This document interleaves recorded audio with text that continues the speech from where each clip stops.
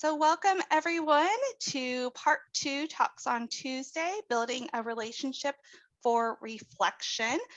If you missed the first part 1 series on the basics of reflective supervision, don't worry, it is available online on our website and you can access the archive and any kind of handouts then. For today, we do have some handouts and Seth will go ahead and drop that into the chat. You also received it through your email, so don't feel like you have to click on it right now, but we just wanted to make those available to you.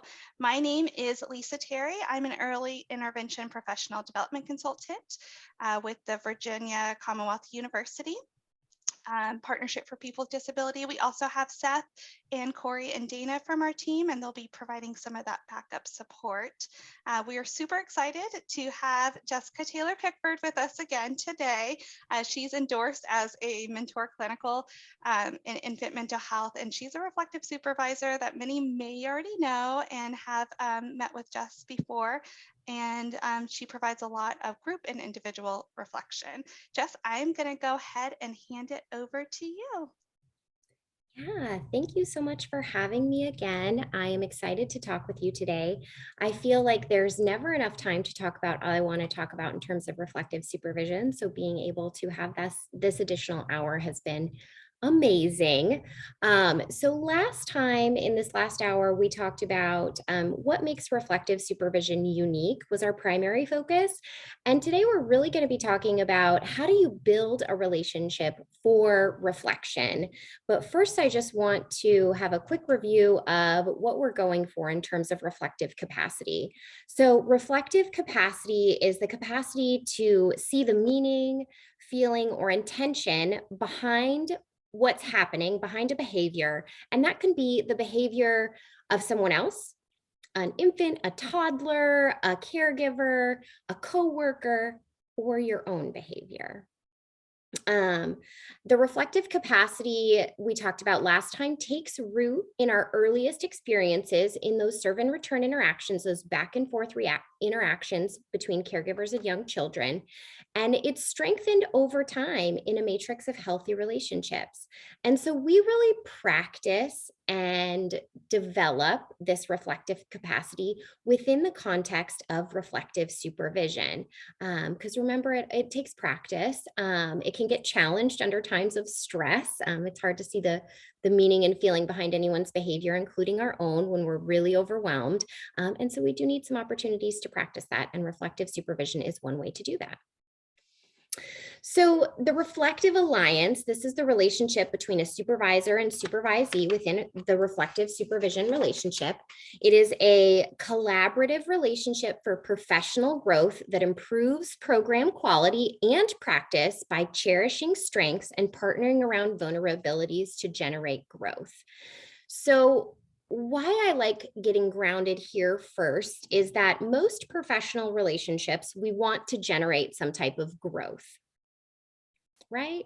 We want supervisees, whether we're giving them administrative supervision, whether we are just supervisors in a program, we want them to grow to their fullest capacity. So that's not unique about the Reflective Alliance, but how we get there, how we generate that growth within the context of reflective supervision is slightly different. And it calls on us to show up for reflective supervision and build the relationship for reflective supervision slightly differently than we might for other types of meetings or relationships that we're forming in a professional sense.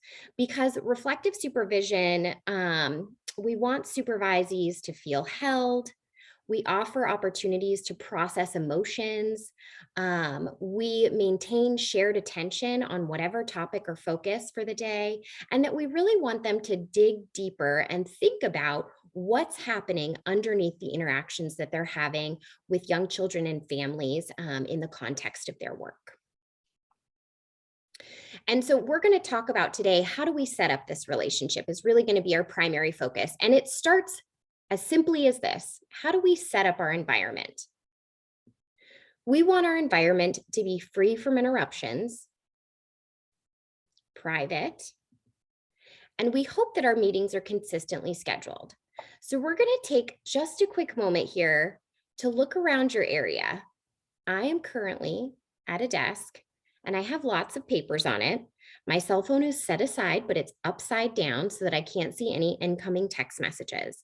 So I have done something, a step towards making it hopefully free from interruptions, free from distractions that would make my mind wander in our time together.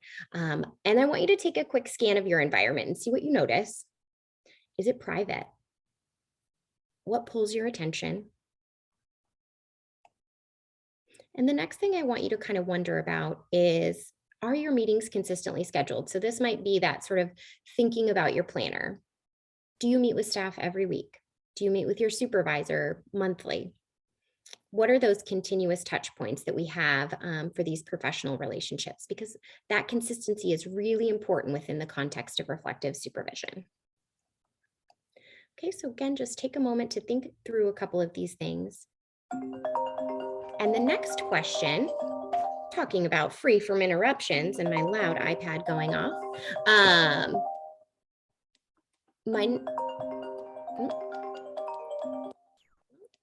apparently it really wants to go off today, y'all.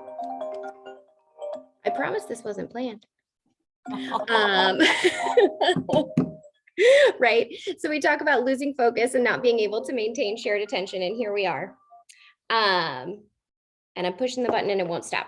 All right, so minus my distraction, what does setting up your environment communicate to those you're in meetings with? So if it's free from interruptions, if you are keeping it private and you are consistently scheduling those meetings, what does that communicate to those you're engaging with? And I want you to drop that in the chat and we'll talk about it a little bit. And this might even be your perception of, so my cell phone went off, right? So what does that communicate about how I set up for our time today? That we have that focused attention. And I love this, that our time together is important, right? Of course, mistakes are going to come up. Things are going to beep and draw our focus and draw our attention. But really, if we try to set it up that way, we communicate, Jenny, this perfect thing. I am ready to hear and receive what you have to say to me today, right? Our time together matters, it's valuable. And that's really a great way to start grounding in that relationship for reflection. I am present to you. I want to know what you are saying to me, and take that information in as best as I can. And that I'm going to keep that private and confidential. Hopefully you're in a space where doors are closed, and where you can have hopefully some semblance of confidentiality. Maybe you have headphones on if you're not able to be in a closed office. And that way you're able to focus on what supervisees are saying to you, and communicating to supervisees that their time is valuable, right? You guys did a lovely job on that. Thank you. I apologize again for my interruptions at this very perfect time when we're talking about it.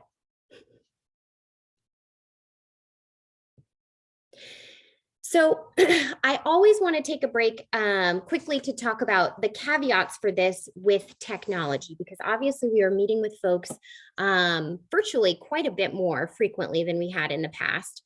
The first thing I want to direct your attention to is that you have a resource on the best practice guide for technology when you're providing reflective supervision. And that's a resource that's available in your email and then will be dropped in the chat, and will be available in this linked webinar on the website.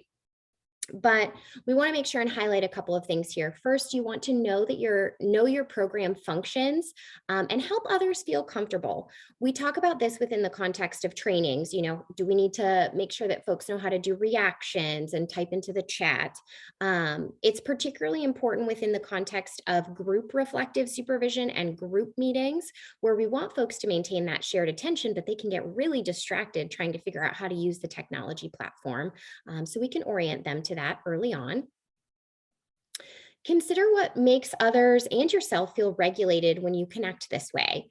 So for me, I'll share, I work my hardest to not have back-to-back meetings. It can be very disorienting when we're not changing physical spaces to attend meetings, when you just log off and log back on. Your mind might still be back in that previous meeting.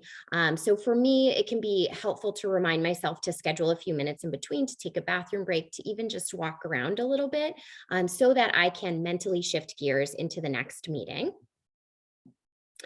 Prepare your surroundings. We talked about that very briefly. Just because you can't see what's in my frame doesn't mean it might not pull my attention. So whether that be a phone that's going off, whether that be a stack of paperwork that you're worried about completing, or just kind of mess and clutter that draws your attention, that can be important to prepare your surroundings and making sure that you're shutting your door, maybe even putting a sign up that says I'm in a meeting so that people aren't knocking. I do talk with folks about committing to have their video camera on. It is so hard, at least for me, and potentially you have found this too. We're missing a lot of the nonverbal cues when we're just stuck in our tiny frame, but the more of that we can get by having a camera on, the better. And so we can kind of, as reflective supervisors, scan body posture, look at facial expressions to be able to take in how folks are responding to the information being provided, and the conversation or the content of the material that's being explored. And I love this. This is a new addition. Have a backup plan, because technology has a way of failing us at times, and sometimes in moments where we really don't want it to. And so having a backup plan when service is poor to connect via phone, or optional time to reschedule if folks are having connectivity issues, can be really, really helpful for making sure to communicate to folks that what we are going to discuss today and our time together is important. So let's make sure that we have a plan A and a plan B for connecting. So I hope that all makes sense. And again, that those resources are available to you in your email if you want to take a closer look. But now let's dive a little bit deeper into thinking about the reflective alliance. So again, that's the relationship between supervisor and supervisee that facilitates the growth in reflective capacity. And I want you to think first that it's mutually created between the supervisor and supervisee. It's not just me as a reflective supervisor acting on my supervisees. It's really something we come to together. It's a bit of a dance. It develops over time, as all relationships do. The way I am with supervisees when we begin is different than the way we are with each other in a year or 2 years or 3 years. Hopefully that relationship deepens. Potentially we've experienced some ruptures in that relationship that we have been able to overcome. And hopefully we just grow to understand each other a little bit better. And that every reflective alliance is unique because it's between 2 or more people. And so I like to think with folks, especially when I started in reflective supervision, I had received a lot of my own reflective supervision before I ever tried to do it with anyone else. And sometimes I wondered, I don't sound always like my reflective supervisor, or I know a lot of other reflective supervisors who are doing this work, and I don't do it the same as them. And that's because I'm me and they are them. And as long as we're adhering to some of these pillars around reflective supervision, we can feel really free to bring our own style to the situation. The same way we want to allow supervisees to show up in that relationship and bring who they are in the work more fully. So the supervisor in reflective supervision, I like to think about it, takes the lead in setting up the reflective supervision relationship. It's not takes control, but maybe we take the lead a little bit. The same way a parent takes the lead with their child, the same way a supervisor takes the lead in administrative supervision, we want to do that in reflective supervision as well. And here are a few ways to do that. We talked a little bit already about setting up the environment. What can also be helpful is being really transparent with supervisees about how you're setting up your environment so that you can fully focus on this meeting in order to help them think through what they might also need to do. You might share with supervisees how you schedule 5 minutes in between meetings when you are able to, in order to help you shift gears so that they might also be able to show up fresh to this meeting. And so sort of being transparent about those pieces can be a great moment for self-disclosure and exploration, and setting expectations about how reflective supervision meetings feel and look a little bit different than maybe administrative or other types of meetings that you have within your agency. We can help supervisees know what to expect in these meetings. I think the example that works best for this is knowing, in reflective supervision, we have a heavy emphasis on talking about feelings and relationships. Not every meeting that you go to on a day-to-day basis talks about feelings and relationships. So if we can provide supervisees with this guidance that some of the things about reflective supervision, the stuff that we talk about, the things we explore and the way we explore them might be done slightly differently.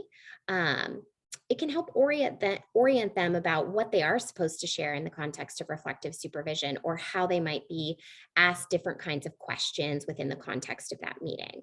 So it can be helpful. I was thinking about maybe even looking over some of the training material from the last session and being able to provide supervisees with a couple of bullet points about how this type of meeting might be different. So focusing on feelings, exploration of the parallel process, that you're not there to solve problems, that you're more about listening, observing, and then potentially responding, just to get them comfortable in what they're going to be able to expect from you and how they show up in the meeting. We can provide some structure for the time. So what this looks like for me is that we have a pretty consistent way of moving through my reflective supervision meetings. So initially we start with some mindfulness to get us grounded in the space. Oftentimes when I'm doing group reflective supervision, we do some sort of check-in because we're existing virtually. We want to make sure to check in with each other about how life is going and some of the high notes and some of the low notes, because we miss out on some of that water cooler chat of being in person with one another. And then we're able to settle into whatever we're going to reflect on for the day. If you are providing a reflective and administrative supervision, it can be helpful to say, if we have all these administrative things that we're going to talk about, we're going to do that the first 10 minutes or the last 10 minutes, or we're going to have a completely separate meeting. So we really preserve the purpose of the reflective supervision meeting. And we still meet those needs if there's administrative things that need to be done. And the next thing is sort of a more clinical concept, which is the creation of a holding environment. This is something that Winnicott talked about many, many years ago, I think in the 1950s and 60s.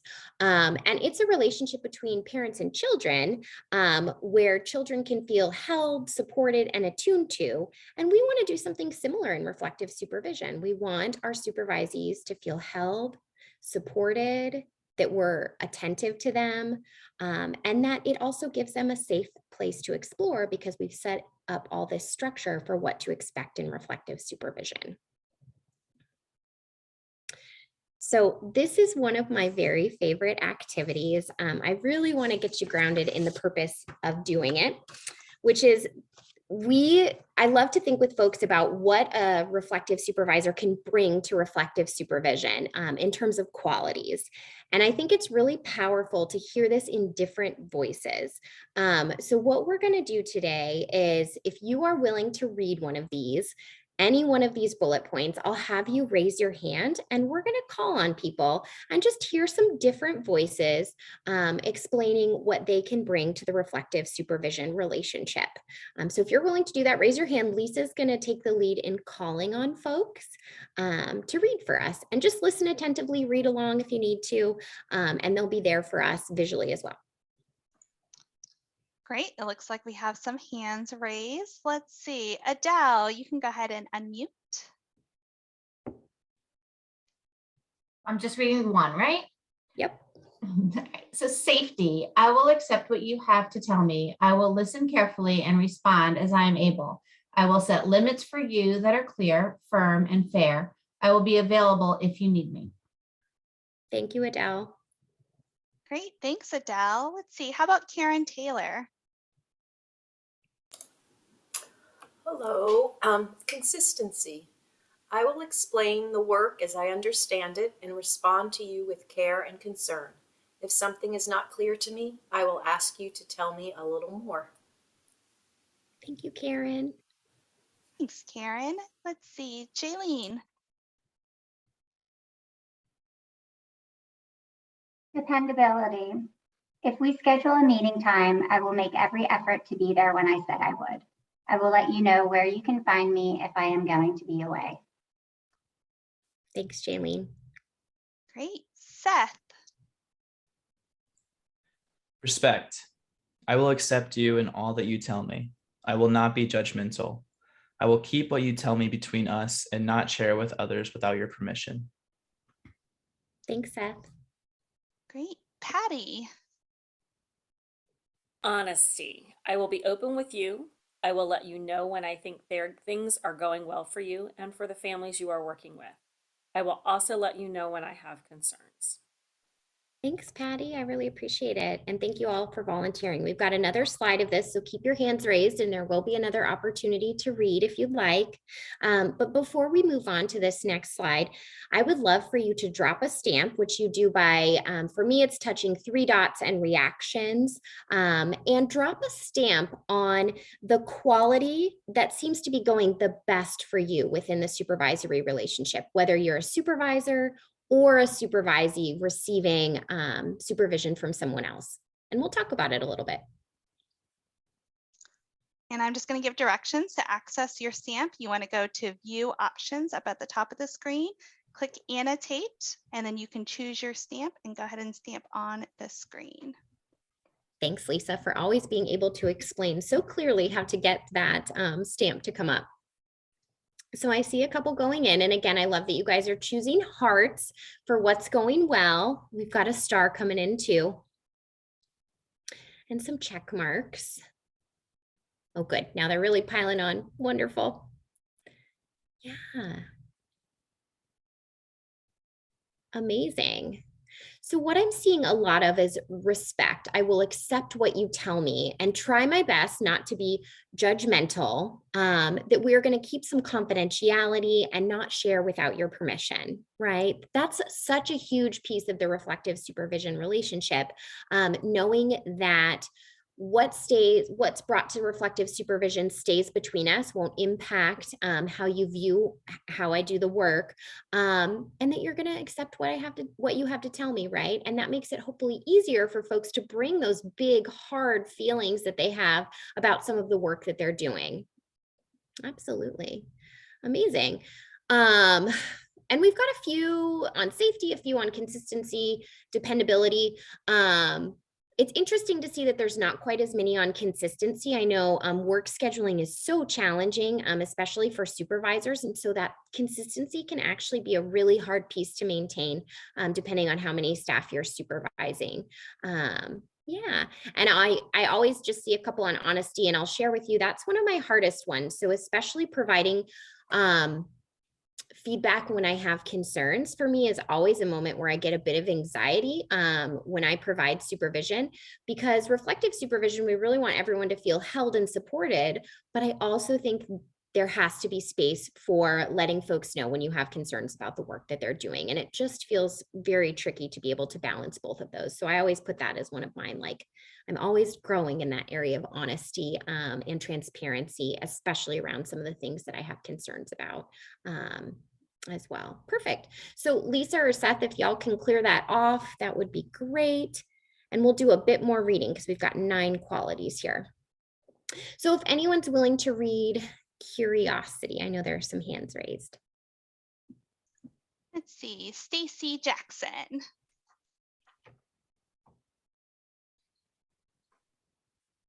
I will remain attentive, inquisitive, and open to what a supervisee says, exploring possibilities while staying grounded in what the facts are. Thank you. All right, Joe Sherlon. Thinking, feeling. I will allow myself to have thoughts and feelings in response to the stories from the field brought to me during the supervisory hour. Thank you. Let's see, Dawn Neenan. Compassion. I will remain non-judgmental, patient, and empathetic in response to what a supervisee tells me about their work, the nature of their interactions, or the feelings awakened in the presence of the developing relationship. Thank you. Last one. Let's see, Seth, go ahead and close us out. Shared attention. I will notice, wonder about, and respond to the experiences of the infant, parent, and home visitor as I observe and listen to what the supervisee tells me. Thank you. So similar to that last slide, I want you to drop a stamp on what feels like it's the most challenging within that supervisor-supervisee relationship right now. And we'll talk about that a little bit more. I'll share for me, sometimes that curiosity piece can be a bit of a challenge, especially when we're coming into a situation where I really want to solve a problem. It's like, wait a second, I can't listen to the facts. We just need to solve this kind of crisis situation. And so it can be really challenging to kind of just be open and curious and respond to the story versus what sometimes feels like a crisis. Yeah. And I'm going to go ahead and give the options again. So if you go to view options, annotate, and then you can click stamp and then just pick whichever stamp you feel like today, a heart, a star, arrow, check mark. Perfect. So I see those coming in. And again, this is the one that seems to be the most challenging for you. I wish we could figure out a way to get all 9 on a slide without the text being itty bitty so no one could read it. That's always the challenge here, but I want you to be able to see these visually and drop a stamp on what's challenging. I see a few coming in for compassion. I want to flip the language on this slide. I was in a training recently, and the word non-judgmental always sticks out to me because I think it's human to have judgment, but I think we don't want to act on that judgment. And so maybe it's refrain from acting on that judgment. I haven't tweaked the language yet, but non-judgmental is really hard. Our brains are sort of wired to be categorizing things and making decisions. And so to kind of slow ourselves down to not act on some of that can feel really challenging. Yeah. I see a few on shared attention and lots on curiosity. Yes, that's, again, we talked about my Achilles heel. That's one that's really, really can be challenging, especially in the times of crisis. So you'll have all of these qualities as a reference for you in your training materials. And so feel free to refer back to them at any time. Sometimes it can feel really nice to even just get grounded before a reflective supervision meeting. And read these over. This is how I want to show up to this meeting as a supervisor. And so we can kind of embody some of these qualities in our work moving forward. The next resource that I want to direct you to is yes, I'm going to just jump in really quick. Sorry, I just want to make sure that everyone knows. Go ahead and X out of your stamp. Hit the red X if you have your annotate toolbar still open, just so we don't keep getting anyone's pretty pictures showing up. Absolutely. Yeah. So just to direct your attention to the Michigan wheel, I have the need to like start reading all of this as you might start doing. We're not going to stay on this for too long because this is going to be an adjacent resource in your handouts for the training. But this is a great graphic and visual representation of how do we set up the environment? What are the supervisory qualities and adjacent behaviors that we display in order to kind of set up these meetings slightly differently than we might show up to other types of meetings, administrative meetings, team meetings, anything like that. And again, it can kind of help put a framework around it. So if you're diving in and you want to dive into it more, make sure you check out those adjacent resources for the training. Of course, what I want to take note of is that being non-judgmental, that being honest and staying curious, all sort of come with their own challenges. And it's really important for us as supervisors to have our own supports in showing up to meetings in this way. And so I want to make sure to make note of that. So the first thing we need to do to ensure that it's easy to show up to these meetings in these ways that we're asking is know yourself. Right. I was very transparent in saying these are the areas where I really shine in reflective supervision. And these are the areas where old patterns of thinking or ways of being sometimes creep in, and that's okay because it's human, but I also have a bit more awareness about that for myself so that I can kind of catch myself in the act in some ways when I need to. The next thing is to remember that it's a process, that we will learn and grow in our capacity to provide reflective supervision, and that we are going to have challenges along the way. And that's okay too, because it's the same with any relationship that we're forming. it deepens over time. There are times it's going great. There are times it's a little bit of a struggle. There are times where there are some mismatches that we really have to work through. And again, it's not about looking at a snapshot of the first day of reflective supervision or the last day. We're really taking more of a movie in description of the relationship we're building with someone to support their reflective capacity. We want to be mindful of concrete needs. We just talked about that. So when we're feeling stressed, are we taking ample time away and doing enough self-care to hopefully turn the tide on the mountain of stress that seems to be in everyone's lives right now? Are we taking ample breaks to use the restroom, to check in with kids at childcare, to kind of be able to focus? And I think that it's important to just really make note of that. Or are we setting up our space accordingly?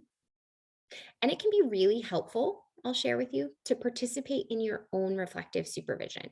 This is best practice if you're providing reflective supervision, that you probably should be receiving your own reflective supervision, because even no matter how long you've provided reflective supervision, you're always going to encounter new challenges and new struggles in the relationship. And so having a place to feel seen, heard, valued, and attuned to for yourself makes it infinitely, I don't want to say easier, but you feel much more supported in being able to provide that for someone else. So when we think back through that parallel process that we talked about last time, that's sort of the why of having your own reflective supervision. All right, so we talked really extensively about what a supervisor brings to these meetings and these experiences in reflective supervision, but we can't stop there, because it's not only about what a supervisor brings. A supervisee brings a lot on their own as well, a wealth of experiences, and those could be personal or professional, that impact how they're able to engage in reflective supervision. So some questions that I always consider with supervisees, whether I do it implicitly or explicitly with them as we begin, what professional experiences does my supervisee bring? The interesting example I have for this one is maybe you're working with someone like an SLP or an OT who is mostly used to working within a clinic setting. And all of a sudden they're thrust into providing services in the coaching model. And so we want to be attuned to, if we're providing supervision for that person, attuned to how making the shift into coaching is feeling. If they haven't had as much direct contact as with parents and caregivers and working within the family system, right? That's a huge leap and a huge change. And we want to pay attention to how that's feeling for them. How has your supervisee experienced supervision in the past? Was it good? Was it bad? Was it so-so? Was it reflective supervision? Was it clinical? Was it administrative? And how do those previous relationships impact how they might view you as a supervisor right now? So if they had a really difficult relationship with their previous supervisor, it might take them a while to feel comfortable with you, even though you show up in a different way or you're a totally different person. If they've been kind of hurt in the supervisory relationship in the past, it just might be difficult for them to be vulnerable. I think we talked about this last time. If someone doesn't have that experience in really talking about feelings, it's going to be a little bit more challenging for them in reflective supervision to be asked about their feelings and feel confident and competent in expressing them in a professional relationship, right? So we kind of just have to pay attention to those pieces. And what aspects of their identity and experience influence the work that they're doing with young children and their families. And we did activity with this last time, and you could bring that into reflective supervision sessions and wonder about that with supervisees. So we want to talk a little bit about the role of a supervisee. And again, you're going to have these in the adjacent handouts alongside a self-assessment. Oftentimes I provide these to my supervisees and then ask them, how do you think it's working out for us in reflective supervision? And so you have a half sheet that's a self-assessment for supervisees that you might choose to use. But this is their job in showing up. I will come on time, prepared to share detailed observations, thoughts, feelings, and concerns.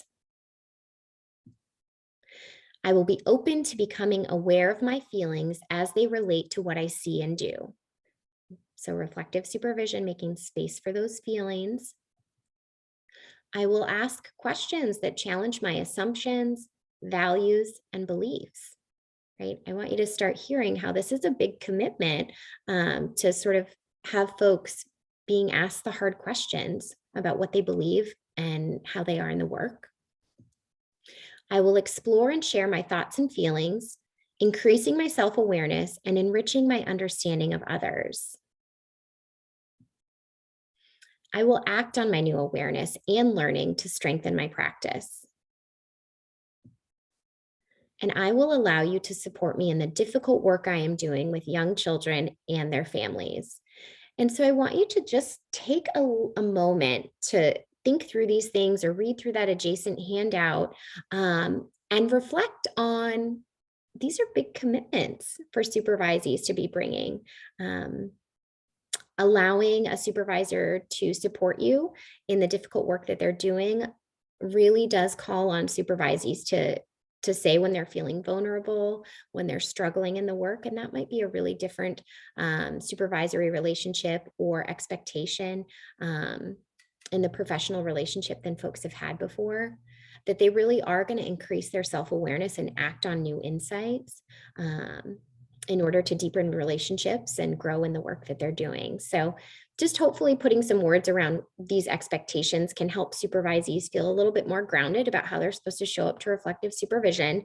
One of the things that I ask a lot, or that gets asked of me a lot with new supervisees, they're like, is this what you wanted me to share? Is this the right amount of information? I'm like, yeah, like they feel confident and hopefully competent over time when they get used to reflective supervision, what they are supposed to share, what observations, what information, and they get used to the types of questions that I'm asking, but it can be helpful as we get going to kind of ground them in those expectations.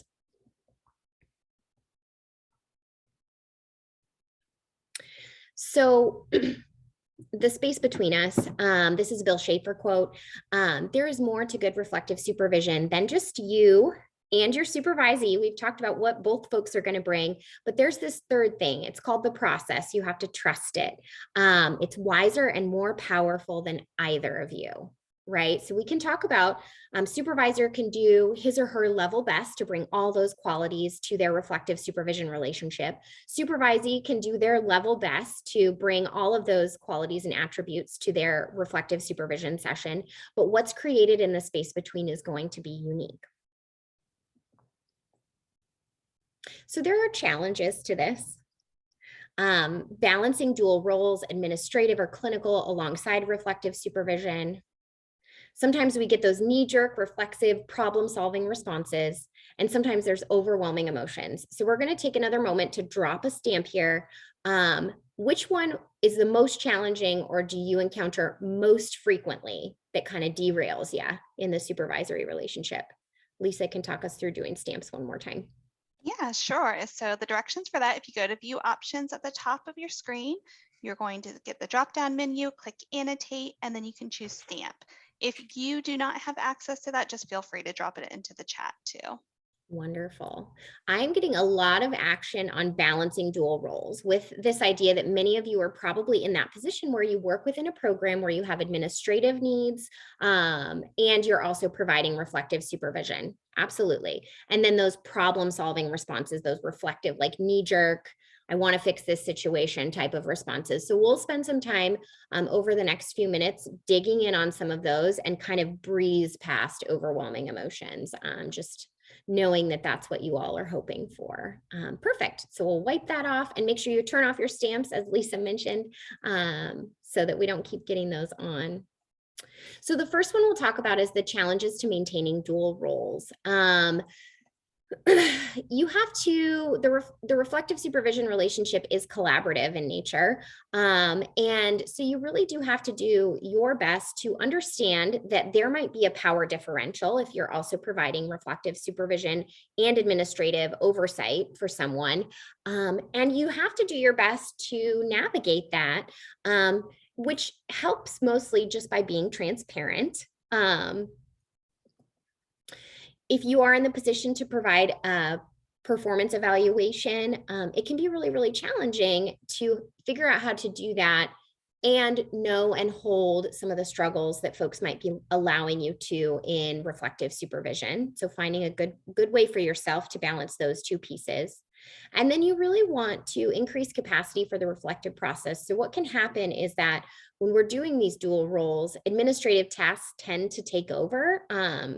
And so we really want to protect that time for reflection. And again, that's a lot about time management pieces. So that could be scheduling separate meetings or putting things at the beginning or end of a meeting that are administrative.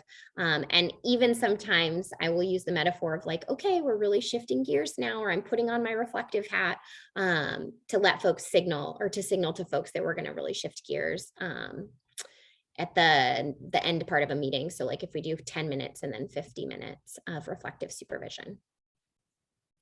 So if you're doing both, there's some strategies that I've used. You really want to fully explain the approach. So what is reflective supervision, what parts of your job are administrative, and how you want to balance both of those, and how it might be hard for people to feel comfortable given the power dynamics. Again, I can't stress this enough. Be aware of your supervisees' past experiences with supervision.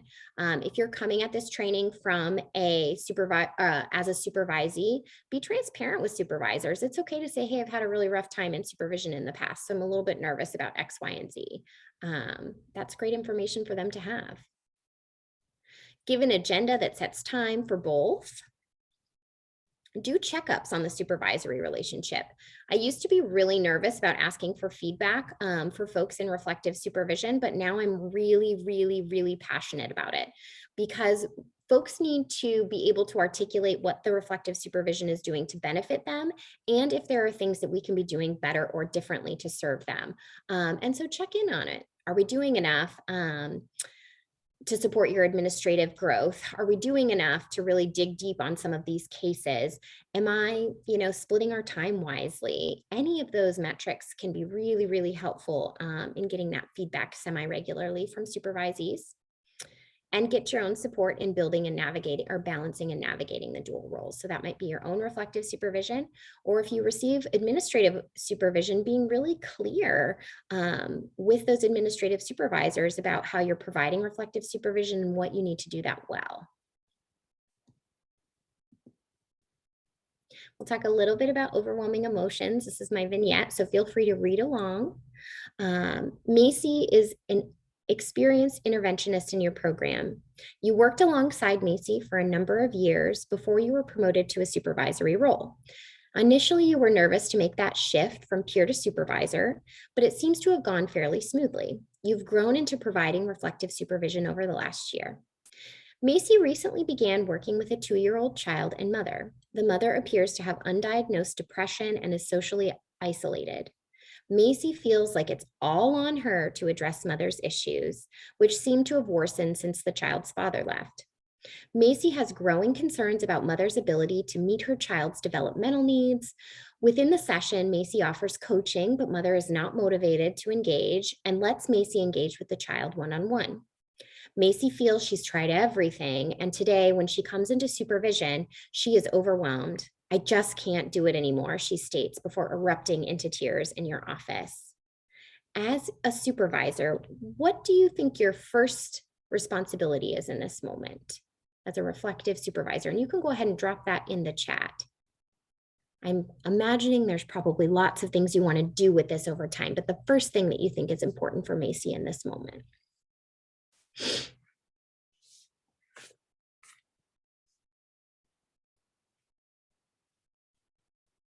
Acknowledging her feelings. Yes, thank you so much, April. You want to hold space to listen and be supportive of her feelings and emotions. Listen and be silent. Yeah, absolutely. So you all are doing such a great job of sort of describing some of these strategies for addressing overwhelming emotions, is that we kind of just want to absorb them. We don't want to get wrapped up in them. We want to really just acknowledge what's happening for supervisees and give them space to process it. What I feel so wonderfully about is none of you put like, hand her a tissue, tell her what to do. And I think that that's the piece about that shift in reflective supervision, is that we really want to slow down and acknowledge and validate what's happening. Maybe we will eventually give her a solution or a tip or a trick, but that's not the first thing. Lovely. Thank you all for sharing.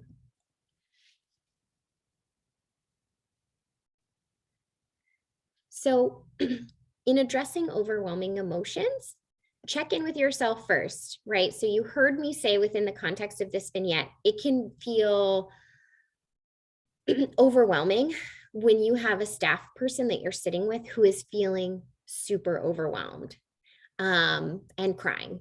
Absolutely. And so you want to check in, what's getting pulled on you emotionally in those moments.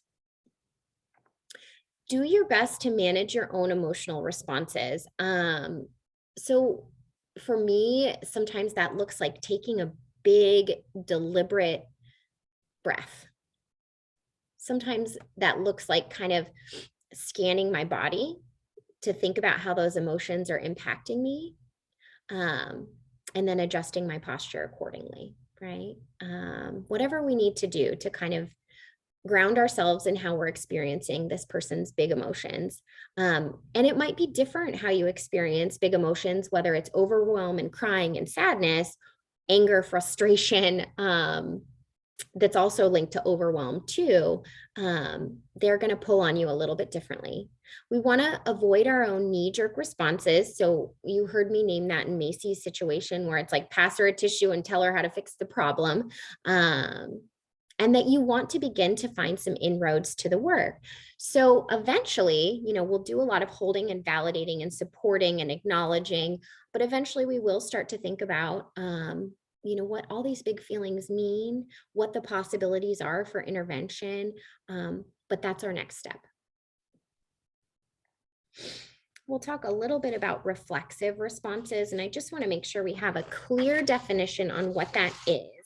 So reflexive responses focus on problem solving. They really challenge our ability to hold multiple perspectives. In reflective supervision, we really talk a lot about how do we explore the family story, what's happening for the baby, the toddler, the young child. How do we think about how a worker or supervisee is experiencing this? So, right, we talked about, you can see my hands moving in different places. We talked about these multiple perspectives that we're going to be holding and exploring within the context of reflective supervision. But sometimes when we're getting really reflexive, we get stuck in one perspective, like this family is so chaotic, I can't handle it. Or we just talk all about that and we forget about the baby. It limits sometimes our compassion when we feel frustrated, angry, overwhelmed. It can skew objectivity and it might lead to boundary issues. So those are some of the red flags around reflexive responses. An example for this that I can give you, recently I was talking with a supervisee and she allowed me some permission to share here. Her staff had a family who was going to be losing housing. And of course you hear that and you're like, oh, they're getting evicted. Like, this is terrible. What are we going to do? And so this staff member and her team were starting to pull in all the resources and go through all the county resource lists and problem solve together, and come up with this action plan without including the family. So this is how it felt really reflexive. And the supervisor came in and said, whoa, let's slow down here.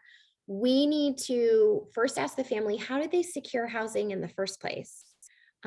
This family had the particular challenges that they were undocumented. And so the worker was like, oh, I never thought to ask them that.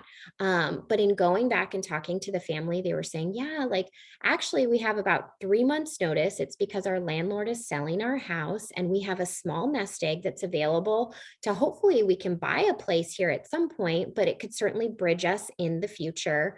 And that they had a family nearby who they actually had plans to stay with if they needed to for a short period of time. Right. So here we are, this team member's all up in arms about what are the community resources? How are we going to solve this problem? Pulling in other team members.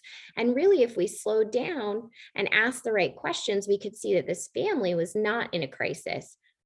This worker was in a crisis thinking about the potential for this family. So some common reflexive responses: the right away fantasy, I need to change, see change immediately. without looking deeper at underlying issues. Right, so that could be true potentially in that situation, the vignette with Macy, where she really wants to see a lot of change with this mother, but's getting frustrated that it's not happening without addressing some of the situations with potential postpartum depression or some complicated family dynamics. We keep the lid on Pandora's box, which is really about needing to avoid those troublesome, overwhelming, serious feelings or potential problems because we don't feel equipped to deal with them. And the belief that there is one perfect solution to fix a problem. This comes out in reflective supervision oftentimes as if they just, it's all on me too, right?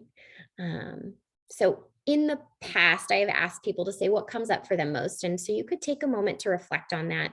But the other thing that I'd like to share with you is that almost all of them come up for you at some point or someone that you're supervising. And so it can be helpful to recognize when they do. The first step when someone's getting really, really, really reflexive or rigid is to slow them down. So take a few deep breaths, slow yourself down so that they can have some of that co-regulation or borrow your calm. In that instance with the housing, we needed to dig a little bit deeper and ask the right questions. Name the process. So being able to say, I see that there's a crisis here and it's really making you want to solve this problem, and put on your superhero cape and pull on all the resources for this family because you're really worried about what's going to happen to them.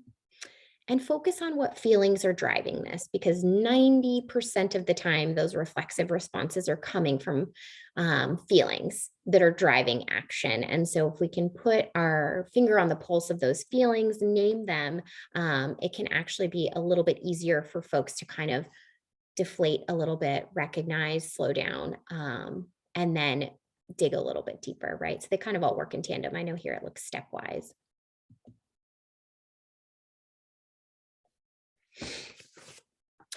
So before we do a little bit of an activity, which I think we're going to have a bit of time for, we'll see.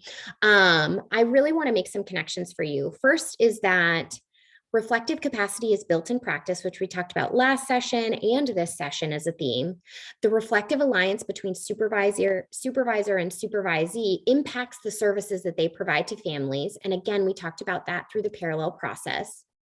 A supportive staff and caregiver relationship impacts the caregiver-child relationship, and that positive relationship scaffolds all domains of development in the early years. And so I know sometimes when we start talking about supervisor-supervisee relationships, it's like we get kind of far away from the baby and we wonder how it's going to impact services. But really, when we think about this in the frame of the parallel process, what happens in those reflective supervision meetings and how people are with each other in those reflective supervision meetings are something that we practice so that we can impact the services with young children and their families, and hopefully build and scaffold development in all domains by improving service quality to young children and their families. So those relationships matter, right? What you do in that 60 minutes in your office or via telehealth, they do matter. We're going to do it. We're going to do a quick exercise. You can also feel free to do this next after our session as well, if you don't feel like you have enough time. Just so you have some statements to take with you. You can think of a caregiver or supervisee that really seems to be struggling with being reflective. And these are some statements that you might use with them. You can notice the writing prompts at the bottom to get your sentences started if you need that. But we can do this in a couple of ways, recognizing and normalizing those challenges in reflection by noticing and describing mental states, empathizing and acknowledging feelings, and making connections with the work. So I'll give you an example. We can think about Macy, the vignette that we talked about just a few minutes ago. What you might want to say to her is, it's so hard to look deeper when you're feeling like you're working harder than this mother. I can see how stressed out you are about it. It's impacting your voice, your posture. I bet you're feeling so hopeless and maybe even a little bit angry about how things are going for this kiddo. I wonder, and again, this is making connections, if this is how mom feels about thinking about her child's development challenges. So take a moment here, and if you have a statement, you can drop it in the chat. You could keep these private as well. and share maybe one statement you would use when you encounter some of these reflection challenges.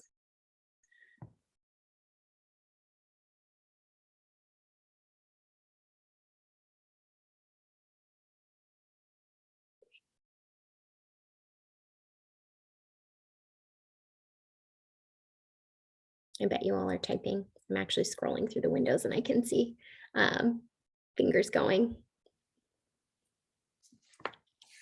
Yeah.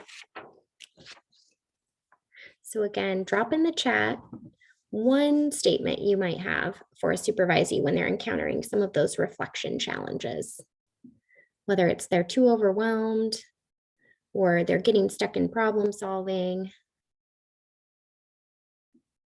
This reminded me of X family that you worked with last year. Yes, I wonder if something might be similar as well.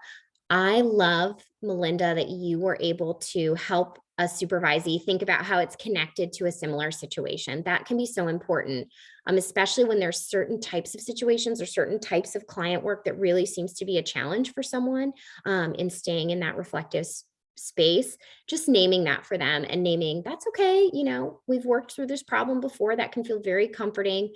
So thank you for sharing that. Other things that you guys have used to address some of these challenges when folks are having a hard time being reflective. And this could also be with a parent and caregiver as well. We might utilize these in these face-to-face direct service sessions.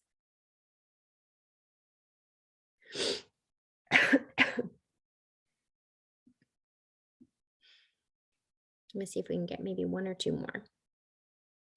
This reminded me a lot of, oh, great. Reminded a lot of active listening responses we use in routines-based interviews with new families. Yes. Yes. And that is so helpful to recognize, like some of these same skills that we utilize with children and families are actually the same set of skills and statements that we would use with reflective supervisees.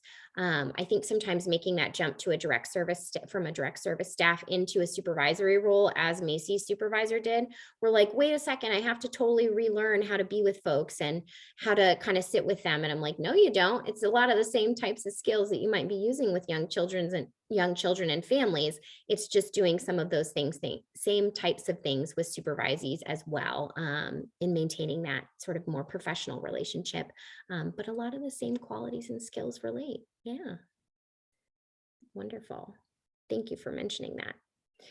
So that we have time for some questions if we need them, and to talk about not CEUs, Lisa, correct me with the term. Professional development hours. Thank you. Contact hours, PD hours. If you have any questions, go ahead and feel free to drop them in the chat. I'll be looking, and then Lisa can give us information on certificates and PD hours. Thanks, Jess. That was great. So in your email, you should have all received an email to complete a survey. As soon as you complete the survey, this certificate will automatically pop up. Just make sure that you save it to your desktop so you have it and download it. And then save the date for our next Talks on Tuesday webinar. That is going to be on April 5th, 2022 with Missy Rose, who's a physical therapist, and it's going to be all about durable medical equipment available to families through CATS. And you are free to go ahead and type in any questions you may have for Jess. And Jess, I just appreciate you so much for really doing this two-part series. This was so wonderful and great information for both the supervisor and the supervisee with reflective supervision. Wonderful. Well, I would always welcome opportunities to hear from you all moving forward. If you have questions or want to dig a little bit deeper into reflective supervision, I feel like I'm always learning and growing in this realm. And so I appreciate the time to organize and share what I know with you, and, you know, hope it impacts some of those relationships that you're forming with supervisors and supervisees moving forward. Yeah. Wonderful. Dana, this is a great question. So where can you go if you want to learn more about reflective supervision and consultation? Yes, the resource list we tried to provide you was as comprehensive. So we have the best practice guideline for reflective supervision and consultation adjacent to this training. But Project Seed through University of Minnesota offers some really excellent professional development in reflective supervision, linking up with infant mental health endorsement within the state of Virginia can be a great way to learn, because they do oftentimes offer reflective supervision training for folks on an annual basis. And linking up with resources through the Alliance for the Advancement of Infant Mental Health can be a great way to get started as well. Yeah, those would be my go-tos. I'm gonna roll up. I saw another question here in the chat. Let me see if I can get up to it. There it is. And do you see it? Yeah, Jaylene. Recommendations for quick mindfulness activities to do at the beginning of a group supervision. I actually really like using Headspace as an app for mindfulness to do with my groups. But you can search YouTube, and some of the challenges are finding short enough ones, but YouTube is actually a really great wealth of information in terms of finding some mindfulness activities for folks that you could pre-screen and utilize, because there's a ton of like 2 and 3 minute ones. Yeah, amazing. Wonderful. Thank you. I don't see any other questions, but it looks like you're getting lots of things. You're giving people lots of things to think about too. So we appreciate you. Thank you everyone again for joining us. Thank you all. Thank you so much.